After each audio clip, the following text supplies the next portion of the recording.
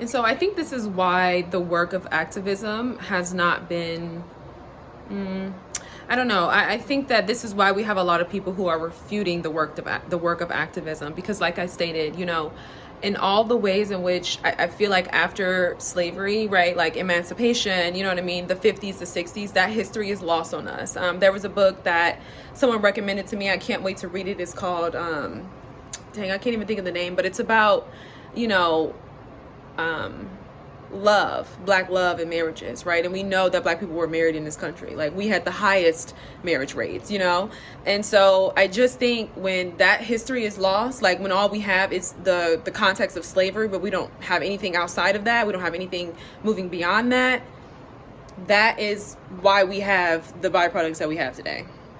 So it's really nobody's fault of their own, right? Like, I don't think that this is a matter of pointing the finger, right? We know that this history has been kept from us. We know that this history is something that, it's not taught in schools. But I do believe at this point in time, I said this when I first started the work, right? When I first started learning, I was like, my work and my study in regards to African American history is my own. That's my responsibility. And so I think what you have today, and why Black activism is lost on the community today, is you have a lot of people who need to have the knowledge and who need to learn and who need to have this understanding. They don't want to hear it.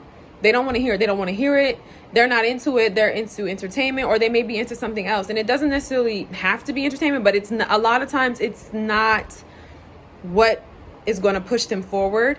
And so I think the work of Black activism is really lost on a lot of the activists because of the cost, because the people who need to hear it are not listening. And so it is with Colin Kaepernick, right? Like, Colin wasn't, kneeling for every other NFL player. Like, that wasn't why he was kneeling. He was kneeling for the people who probably won't even remember who Colin Kaepernick is, who probably don't even know who Colin Kaepernick is. And so that is the problem.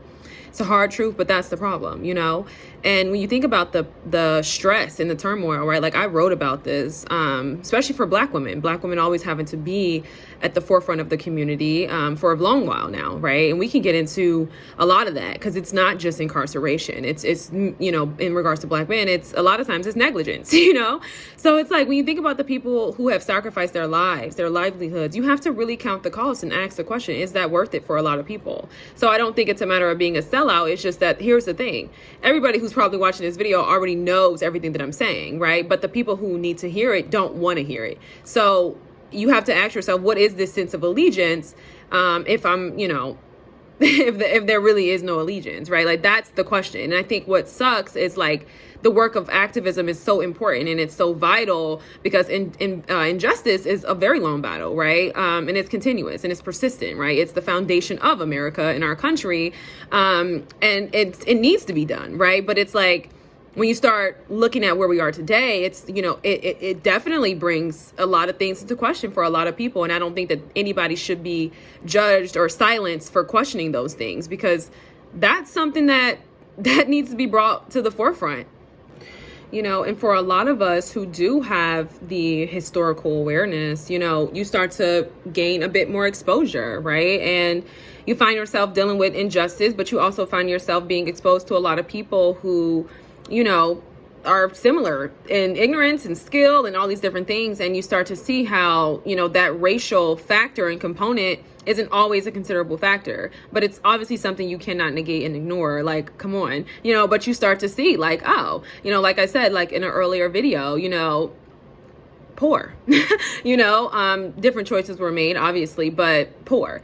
And, when you start thinking about wealth and things like that, I mean, you got to know the cultural values. And like I said, you could talk about the politic, and you could talk about, what it looks like to be treated as a person who, and is it treated, in a different way in society, because you're not wearing the latest and the greatest, or is it by your peers, so it's like, there's so much to unpack. And I just think a lot of people, again, Black people who do have this sense of awareness, are kind of fed up with the work of activism, because they're starting to see that this work, it comes with a lot, it comes with a lot. And it's something that, like, again, it's like, you start to question those things, and if you're someone who has different values, such as love or whatever the case may be, you just kind of realize how sometimes that plight, It just brings a lot of things into question. And lastly, you know, when you do this work, you have to ask yourself, you know, especially when you're talking to younger generations, what empowers them, right? Is it, you know, this shared communal faith, right? This hope that there is something better, right? This knowing, you know, that there is a God who loves them, and, you know, knowing that they don't have to shoulder this weight on their own, knowing that there is hope, knowing that someone is advocating for them, you know.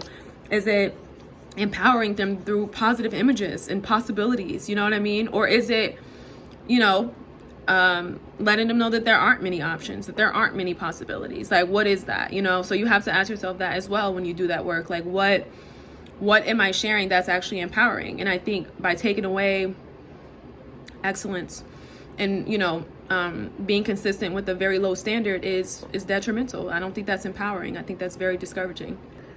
And, you know, so I don't think that it's a matter of, you know, acting of a different race. You know, I think you decide who you want to be, and you make your own standards. You know, for me, I had role modeling to the extent of like certain representation. And then I think in terms of like wealth and generational wealth, understand what you're really saying, right? Like, generational wealth, are you really willing to sacrifice your entire life, you know, to leave an inheritance to your children? Answer that question.